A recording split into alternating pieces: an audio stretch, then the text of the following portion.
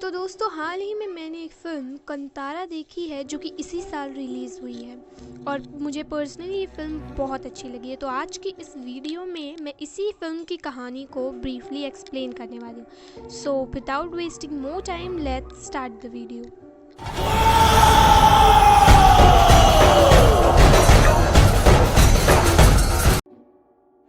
तो फिल्म की कहानी सन 1847 में शुरू होती है, जहां हमें बताया जाता है कि उस समय दक्षिण कन्नड़ा में एक राजा थे जिनका साम्राज्य बहुत बड़ा सा था।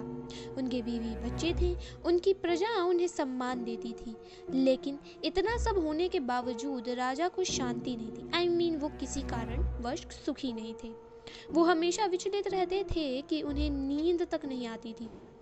इस आत्मिक शांति की खोज में राजा कई मंदिर गए, कई साधु लोगों से मिले, लेकिन कोई फायदा नहीं हुआ। फाइनली एक पंडित राजा को बताते हैं कि उन्हें अकेले एक सफर पर जाना होगा, जहां वो ऐसे एक शक्ति को खोजें जिससे उन्हें शांति मिले। ऐसे में राजा अकेले सफर पर निकलते हैं, लेकिन किसी भी मंदिर या गुरु के पास उन्हें शांति नहीं मिलती। इसीलिए फाइनली वो जंगलों में जाते हैं और एक दिन उन्हें वहां गग्गरा की आवाज सुनाई देती है। राजा इस आवाज से डरते नहीं, बल्कि उन्हें लगता है कि ये आवाज उन्हें प्यार से पुकार रही है। वो उसके पीछे पीछे जाते हैं, जहां उन्हें एक पत्थर दिखता है जिसके सामने राजा अपने वेपन सरेंडर करते हैं। इस क्षण में राजा को आत्मिक शांति मिल जाती है और वो उस पत्थर को अपने साथ ले जाना चाहते हैं, लेकिन तभी गांव के लोग वहां आते हैं और वो राजा से कहते हैं कि आपको जो चाहिए वो ले जाइए, पर आप हमारे देवा पंजुरली को यहीं ले जा सकते। तब अचानक गांव वालों में से एक के अंदर देवा खुद आ जाते हैं और वो राजा से कहते हैं कि अगर तुम मुझे अपने साथ ले जाओगे तो इन गांव वालों की रक्षा कौन करेगा। तो अगर तुम चाहते हो कि मैं तुम्हारे साथ आऊं तो तुम्हें गांव वालों को वहां तक जमीन देना होगा जहां तक मेरी चीख सुनाई दे। बदले में मैं तुम्हारे साथ आऊंगा, जिससे तुम्हारी आत्मिक शांति बरकरार रहेगी थ्रू आउट द जनरेशंस। और मेरे साथ गुलिगा भी आएंगे, लेकिन ध्यान रखना, अगर तुम कुछ गलती करते हो तो मैं तुम्हें शायद माफ कर दूं, लेकिन गुलिगा तुम्हें माफ नहीं करेंगे। ये सब सुनकर राजा मान जाते हैं और वो देवा को अपने साथ लेकर स्थापित कर देते हैं। वहीं गांव वालों को काफी सारे जमीन मिल जाता है। तब से राजा एक सुखी और संपन्न जीवन जीते हैं। और यहाँ से कहानी सन 1970 में आती है। अब इससे पहले कि मैं आपको कहानी आगे बताऊं, आपको कर्नाटका के कल्चर के कोस्टल रीजन को थोड़ा बहुत जानना जरूरी है। यहाँ मैं आपको डिटेल में नहीं बता पाऊंगी क्योंकि इसमें बहुत लंबी हो जाएगी वीडियो। फॉर नाउ आप बेसिक्स जान लीजिए। तो उडुपी बेंगलोर साइड में जिनकी मदर टंग अक्सर तुलु होती है, वो लोग देवा को मानते हैं। देवा एक सुपरनैचुरल स्पिरिट है की तरह ही होते हैं, जो कि वहाँ के लोगों की रक्षा करते हैं और उन्हें पूजने के लिए भूतस्थाना होते हैं। कहा जाता है कि लोगों की ठीक ढंग से रिस्पेक्ट देते हुए देवा को पूजना होता है, क्योंकि अगर उन्हें किसी भी तरह की ठेस पहुंचाया गया तो उसका अंजाम बहुत बुरा हो सकता है। और अब इसी कल्चर का पार्ट है भूताकोला परफॉर्मर या फिर नर्तक हम बोल सकते हैं। वो तैयार होकर परफॉर्म करता है और इस नृत्य के दौरान देवा उसे पोजेस करते हैं। ये परफॉर्मर यूजुअली एक ही फैमिली से होते हैं, जो कि पीढ़ी दर पीढ़ी ऐसा करते आए हैं। और इसके दौरान देवा लोगों को ब्लेस करते हैं और कुछ केसेस में भूताकोला के दौरान ही देवा लोगों के पर्सनल डिस्प्यूट और विलेज डिस्प्यूट को भी सॉल्व करते हैं। अब तुलुनाडु में लोग कई देवा को मानते हैं और हर एक देवा की अपनी एक अलग कहानी होती है। फॉर एग्जाम्पल गुलेगा, कलगुड़ा एटसेट्रा। फिल्म में इनिशियल सीन में हमने देखा था कि गांव वालों में से एक आदमी पर देवा पोजेस करके अपनी बात कही थी। हो सकता है वो भी कोई जनरेशनल परफॉर्मर होगा और देवा उसके थ्रू ही लोगों से बात करते हुए आ रहे होंगे। ये कस्टम आज से नहीं बल्कि बहुत पहले से ही फॉलो किया जाता है। Anyways, coming back to the story, 1970 में उसी गांव में एक भूताकोला हो रहा था, जहां शिवा नामक बच्चे के पिता परफॉर्म कर रहे होते हैं। कोला के दौरान हम देखते हैं कि उस राजा का वंश यानी उसके बेटे का बेटा या ऐसा ही कुछ जनरेशन वाला होगा, वो गांव वालों से ज़मीन वापस लेने की फिराक में होता है। वो कहता है कि वो कोर्ट जाकर सारा ज़मीन अपने नाम करा लेगा, और इस पॉइंट पर परफॉर्मर के अंदर देवा आते हैं और वो कहते हैं कि तुम्हारे वंश के शांति के लिए ही ये ज़मीन गाँव वालों को मिला था, तो अगर तुम्हें ज़मीन चाहिए तो वो तुम्हें मिल जाएगा, लेकिन तुम्हारी शांति भी खत्म हो जाएगी। अब ये सब सुनने के बाद भी वो इंसान देवा को न तो मान रहा था, मोर ओवर वो तो ये तक कह देता है कि ये बात देवा बोल रहे हैं या फिर परफॉर्मर बोल रहा है।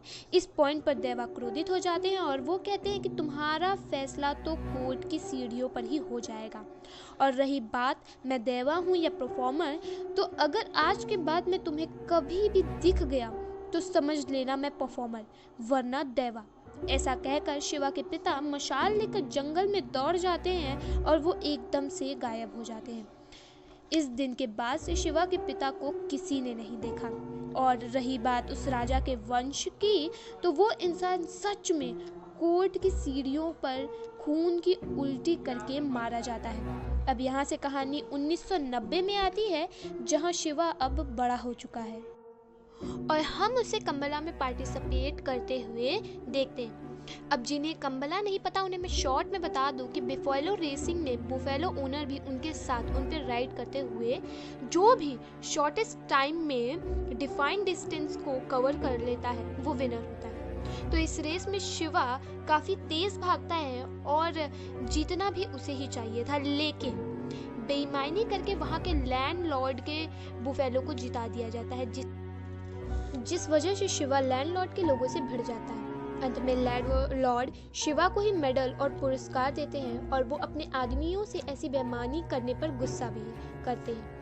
अब इस पॉइंट में मैं आप लोगों को फिल्म के कुछ कैरेक्टर्स के बारे में बता देती हूँ ताकि आगे आपको चीज़ें आसानी से समझ में आ जाए। तो सबसे पहले शिवा है, जिसके पिता भूताकोला के वक्त 20 साल पहले गायब हो गए थे, यानी शिवा की जो फैमिली है वही जनरेशन से इस ट्रेडिशन को कैरी करती आ रही है। नाउ ट्रेडिशन के हिसाब से शिवा को ही भूताकोला परफॉर्म करना चाहिए था, मतलब उसे आगे कंटिन्यू करना चाहिए था, लेकिन वो एकदम पियक्कड़ और निकम्मा टाइप का हो गया था, इसलिए उसका भाई गुरुवा परफॉर्मर था।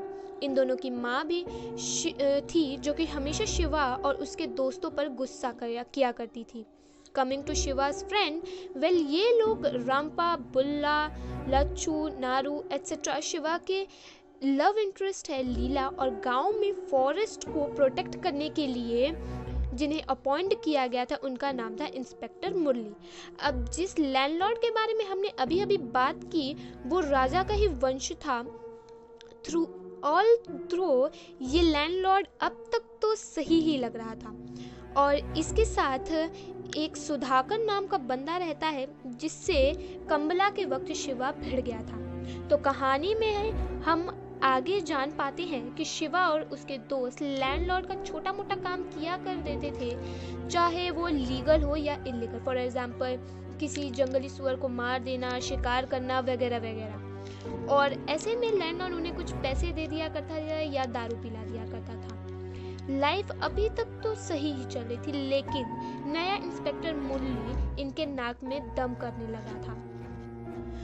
वो लोकल्स को पेड़ वगैरह काटने से रोकने लग गया था, उनके कल्चरल बिलीव्स को भी नहीं मानता था, और शिवा और गैंग को शिकार करते हुए पकड़ना भी चाहता था। ऐसे में शिवा का सामना एक दो बार इंस्पेक्टर से हो जाता है और इनके बीच काफ़ी झगड़ा वगैरह भी होता है, और हम समझ पाते हैं कि ये दोनों एक दूसरे के दुश्मन बन चुके हैं। बेसिकली कहा जाए तो इनके बीच थोड़ा तनाव बढ़ जाता है, और कुछ प्रॉब्लमेटिक तब हो जाता है जब इंस्पेक्टर इस पूरे एरिया को रिजर्व फॉरेस्ट घोषित करने पर तुल जाता है। इस सब के दौरान हम देखते हैं कि शिवा के बार बार अपने पिता के गायब होने का दृश्य सामने आता है, और एक बार तो उसे जंगल में एक जंगली सूअर भी दिखता है जो कि गग्गरा और ऐसे ही आभूषण पहने हुए था, विच मीन्स वो कोई मामूली सूअर नहीं था। इन सब के अलावा शिवा को कई बार सपने में देवा भी दिखते थे, खैर कुछ दिन बाद लीला गांव में वापस आती है और हमें पता चलता है कि वो पुलिस ट्रेनिंग वगैरह लेकर आई होती है। शिवा और लीला के नजदीकियां बढ़ जाती हैं और शिवा लैंडलॉर्ड से बात करके लीला को पुलिस में नौकरी दिलवा देता है। अब नौकरी के पहले दिन ही इंस्पेक्टर गवर्नमेंट के आदेश पे फॉरेस्ट एरिया को नापने गाँव आता है और वो एंक्रोचमेंट भी रिपोर्ट करने वाला था, यानी कि जिसके के घर इलीगल तरीके से या फिर इलीगल एरिया में बनाया गया थे अकॉर्डिंग टू गवर्नमेंट, उन सब की रिपोर्ट वो सरकार को दे। ऐसे में गांव वाले पुलिस से भिड़ने लगते हैं और शिवा वहां आकर पुलिस के हाथापाई कर लेता है। इस लड़ाई में पुलिस वाले शिवा को बांध देते हैं और वो लोग सुधाकर के लेबर्स की मदद से एंक्रोचमेंट एरिया को खोदकर उसे मार कर लेते हैं। अब इन घटनाओं से गांव वाले एकदम परेशान हो गए थे, यहाँ तक कि ये लोग लीला को भी टॉन्ट करने लगते हैं क्योंकि लीला पुलिस के साथ थी। नोइंग द फैक्ट ये तो उसका पहला ही दिन था। एनीवेज, इस पूरे प्रॉब्लम को हल करने के लिए लैंडलॉर्ड एक वकील को लेकर आते हैं जो कि गांव वालों की ज़मीन के पेपर्स या तो वैलिड करा के या फिर उनके पेपर्स बनवा के देगा अकॉर्डिंग टू वो कहाँ रह रहे थे। वकील एक एक करके सबसे पेपर्स पर अंगूठा लगवाता है क्योंकि मोस्टली जो गांव वाले थे वो पढ़े लिखे नहीं थे और मीनवाइल इंस्पेक्टर जोर शोर से अपने काम पर लगा हुआ था। ऐसे में शिवा और उसके दोस्त इंस्पेक्टर से पंगा लेने लगते हैं एंड वो शिकार करते हैं और भी ज़्यादा पेड़ काटने लगते हैं ताकि इन सब से इंस्पेक्टर का तबादला हो जाए। मोरोवर शिवा कई बार सुधाकर और लैंडलॉर्ड के लोगों से भिड़ जाता था। ऑल्दो लैंडलॉर्ड का शिवा से कुछ खास ही प्रेम था। I mean, अपने एक्स्ट्रा मैरिटल अफेयर्स के वक्त वो शिवा को ही एज अ गार्ड ले जाता था और इन जनरल लैंडलॉर्ड शिवा के प्रति काफ़ी अच्छा बिहेव करता था, लाइक उसे पैसे देना, दारू पिलाना आदि। तो एक रात शिवा और उसके दोस्त किसी बड़े से पेड़ को छिपकट काट रहे थे जब सुधाकर पुलिस को उनकी लोकेशन बता देता है। पुलिस फौरन वहां पहुंचती है और हड़बड़ी में वो बड़ा सा पेड़ पुलिस की ही गाड़ी पर गिर जाता है जिससे जीप में बैठे सभी लोग घायल हो जाते हैं। इस घटना के बाद शिवा पर अटेम्प्ट टू मर्डर का चार्ज लग जाता है और ऐसे में वो अपने दोस्तों के साथ जंगल में छिपकर रहने लगता है। पुलिस शिवा और उसके दोस्तों को हर जगह ढूंढ रही थी और इसलिए शिवा को छिपकर गांव में आना पड़ता था। ऐसे ही शिवा जब एक बार लीला से मिलने जाता है तो वो पकड़ा जाता है और ऐसे में उसे और उसके साथियों को जेल में बंद कर दिया जाता है। अब इधर गुरुवा एकदम से उठकर लैंडलॉर्ड को फोन करके सब कुछ ठीक करने को कहता है एंड लैंडलॉर्ड भी शिवा और उसके दोस्तों को जेल से निकालने को कहकर फोन रख देता है। आने वाले समय में बात बद से बदतर होने वाली थी। शिवा और उसके दोस्त जेल में ही थे और पुलिस अब भी उस जगह को रिजर्व फॉरेस्ट घोषित करने में तुली हुई थी। तो एक दिन लैंडलॉर्ड जीप से कहीं जा रहे होते हैं और रास्ते में उन्हें गुरुवा मिलते हैं। लैंडलॉर्ड गुरुवा को अपनी जीप में बिठाते हैं और वो एक जगह पर ले जाकर गुरुवा से कहता है कि कैसे ये पूरा ज़मीन उसका है और अगर गुरुवा चाहे तो वो उसे 5 एकड़ ज़मीन दे सकता है। बदले में गुरुवा को अपने परफॉर्मेंस के समय बस ये बोलना है कि गांव वाले सारा ज़मीन लैंडलॉर्ड को लौटा दे। जी हाँ दोस्तों, यहाँ हमें लैंडलॉर्ड का असली खेल समझ में आता है और गुरुवा ऐसा करने से मना कर देता है। गुरुवा कहता है कि देवा ऐसा कभी नहीं होने देंगे और ये सुनकर लैंडलॉर्ड गुरुवा को ही मार डालता है। फिर वो सुधाकर की मदद से गुरुवा की बॉडी ठीक वहीं रखवा देता है जहां भूता कोला हुआ करता था। गांव वाले गुरुवा की मृत पाकर बहुत परेशान होते हैं और अगले दिन लैंडलॉर्ड सबके पास आकर सांत्वना दिखाने लगता है एज इफ उसे पता ही नहीं गुरुवा को कौन मारा है। दूसरी तरफ इंस्पेक्टर को पता चलता है कि लैंडलॉर्ड ने अपने वकील की मदद से गांव वालों से पूरा जमीन अपने नाम कर लिया और अब लीगली सब कुछ लैंडलॉर्ड का हो चुका है। गांव वाले पढ़े लिखे तो थे नहीं और इसका फायदा उठाकर लैंडलॉर्ड ने उनकी जमीन को लीगली हड़प लिया है। ऐसे में इंस्पेक्टर डिसाइड्स कि वो गांव वालों की मदद करेगा और इस पॉइंट पर हमें समझ आता है कि इंस्पेक्टर कोई बुरा आदमी नहीं है बल्कि वो तो बस फॉरेस्ट को बचाना चाहता है, चाहे इसके लिए उसे किसी से भी भिड़ना पड़े। एनीवेज, इसके बाद गांव वाले गुरुवा की मौत की खबर जेल में शिवा तक पहुंचाते हैं और ये बात पता लगते ही शिवा एकदम टूट जाता है।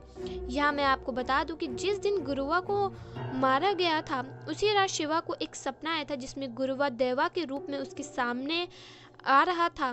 More over throughout the movie Shiva को हमेशा देवा के ही सपने आते थे। खैर, coming back to the story, landlord को पता लगता है कि इंस्पेक्टर शायद उसके काम में टांग अड़ा सकता है, इसलिए वो शिवा को जेल से छुड़ाकर उससे कह देता है कि गुरुवा को इंस्पेक्टर ने मारा है। यह सुनकर शिवा तुरंत लोहार के पास आकर अपनी तलवार को शार्प करने लगता है ताकि वो इंस्पेक्टर को मार डाले, लेकिन यहाँ लोहार शिवा को बताता है कि जिस दिन गुरुवा मारा गया था उस दिन उसने गुरुवा को जीप में लैंडलॉर्ड के साथ देखा था और वापस आते वक्त लैंडलॉर्ड अकेला आया था, यानी कि गुरुवा को लैंडलॉर्ड ने मारा है। शिवा इस टाइम पे नशे की हालत में था, लेकिन वो भी इस बात को समझने लग गया था और इस बात को कंफर्मेशन तब मिल जाती है जब लैंडलॉर्ड के आदमी शिवा को ही मारने की कोशिश करते हैं, इंक्लूडिंग सुधाकर। इस लड़ाई में शिवा उन पर भारी पड़ता है और लड़ाई के बाद वो लैंडलॉर्ड को उसके घर में जाकर धमकाता है। इसके बाद शिवा बाइक से वापस घर लौट रहा होता है, तभी रास्ते में उसे देवा दिखते हैं जिससे शिवा का एक्सीडेंट हो जाता है। शिवा एक मशाल लेकर जंगल में जाता है जहाँ फिर से उसे वही गहने वाला सुअर दिखता है और उसका पीछा करते हुए शिवा ठीक उसी जगह पर पहुंच जाता है जहां से उसके पिता गायब हुए थे।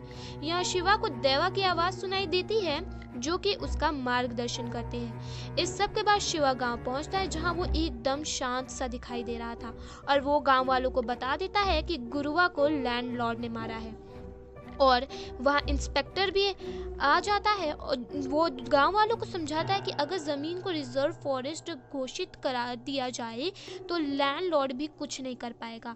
इसके बाद कोर्ट्स में अर्जी देकर गांव वाले यहाँ रह सकते हैं, यानी कि भले ही ज़मीन उनकी नहीं होगा लेकिन वो लोग यहाँ रह पाएंगे एंड मोस्टली लैंडलॉर्ड का इस पर कोई हक नहीं होगा। दूसरी तरफ लैंडलॉर्ड डिसाइड्स कि वो अपने आदमियों की मदद से पूरे गांव को ही खत्म करवा देगा, इसलिए वो कई लोगों के साथ गांव वालों पर हमला कर देता है। जवाब में गांव वाले भी हमला करते हैं और गांव वालों के साथ शिवा और ही नहीं बल्कि इंस्पेक्टर भी था और यहाँ काफी घमासान लड़ाई होती है जिसमें दोनों बीच के कई लोग मारे जाते हैं और इविल लैंडलॉर्ड ये सब एंजॉय कर रहा था। I mean, वो खुद गन से कई लोगों को मार रहा था, इनफैक्ट अपने आदमियों तक को मार रहा था। इस भयानक हाथापाई में शिवा का दोस्त बुल्ला भी मारा जाता है और लड़ाई में एक पॉइंट आता है जब सुधाकर भी लैंडलॉर्ड के खिलाफ चला जाता है and through out the movie हम देख रहे थे कि सुधाकर भले ही बुरा आदमी था लेकिन उसको बहुत ज़्यादा बुरा काम करने में थोड़ा अजीब लगता था एंड में वो पलट ही गया, लेकिन इसका परिणाम ये हुआ कि लैंडलॉर्ड सुधाकर को भी मार डालता है। शिवा लड़ते हुए लैंडलॉर्ड की तरफ बढ़ता है लेकिन लैंडलॉर्ड का एक ताकतवर आदमी शिवा की गर्दन को पकड़कर उसे हवा में लटका देता है। ऐसे में शिवा का शरीर शांत पड़ जाता है और एज अ व्यूअर हमें ऐसा लगता है कि शिवा मर गया। शिवा की मौत के साथ लैंडलॉर्ड अपनी जीत घोषित करता है और वो गांव वालों को उल्टी सीधी बातें बोलने लगता है। तभी एज अ व्यूअर हम देखते हैं कि देवा शिवा के पास आकर चिल्लाते हैं और इसी के साथ शिवा उठकर खड़ा हो जाता है।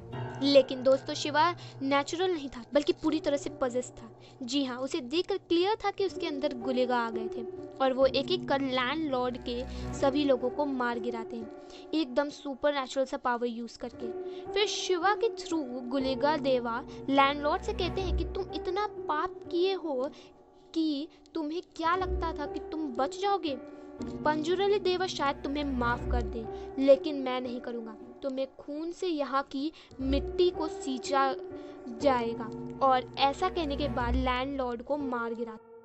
एंड ट्रस्ट मी, ये जो पूरा 20 मिनट का एंडिंग सीन था ना, इसमें आपके रोंगटे खड़े हो जाएंगे। ऐसी परफॉर्मेंस, ऐसा म्यूजिक, ऐसे विजुअल्स में सच में वाव है। खैर, यहाँ से सीन कुछ दिन बाद में दिखाया जाता है जहाँ हम शिवा को भूता कोला परफॉर्म करते देखते हैं और वो इंस्पेक्टर को यहाँ और बाकी के गांव वालों का भार सौंप देता है। यहाँ लीला को प्रेग्नेंट थी विच मीन्स लीला के पेट में शिवा का बच्चा था एंड देन शिवा ठीक अपने पिता की तरह जंगल में विशाल लेकर दौड़ने लगता है। एज अ व्यूअर हम देखते हैं कि शिवा के अंदर के देवा और उसके पिता के अंदर के देवा एक दूसरे को ग्रीट करते हैं और दोनों एकदम से गायब हो जाते हैं, यानी कि शिवा भी उस दिन के बाद से फिर कभी नहीं पाया गया। ऐसा शायद इसलिए क्योंकि शिवा लड़ाई के समय ही मारा गया था और उसे बस ये कुछ एक्स्ट्रा जिंदगी देवा दिए थे ताकि वो अपना काम पूरा कर सके। एंडिंग सीन में शिवा के बेटा थोड़ा बड़ा हो चुका था और उसे शिवा के दोस्त उसकी कहानी सुना रहे थे, विच मीन्स शोज कि आगे चलकर शिवा का बेटा ही भूताकोला का नर्तक होगा और इसके अंदर भी देवा आएंगे और यहीं पर फिल्म खत्म हो जाती है। तो दोस्तों ये थी कंतारा फिल्म की कहानी एंड ट्रस्ट मी ये film one of the best film में से एक है जो मैंने इस साल देखा। आई मीन फिल्म में जो एक्टिंग और जो म्यूजिक थे दोज आर जस्ट वाओ। मेरे ख्याल से आपको ये फिल्म ज़रूर देखनी चाहिए, आपको ये ज़रूर पसंद आएगी। मतलब बॉलीवुड से तो ऐसी एक्टिंग एक्सपेक्ट ही नहीं की जा सकती है, इतनी अच्छी फिल्म आपको ज़रूर देखनी चाहिए। मोर ओवर आप कमेंट्स में ज़रूर बताइएगा कि आपको वीडियो कैसी लगी। तो मिलेंगे नेक्स्ट संडे कैसी ही कहानी कैसी ही वीडियो के साथ, तब तक के लिए बाय बाय।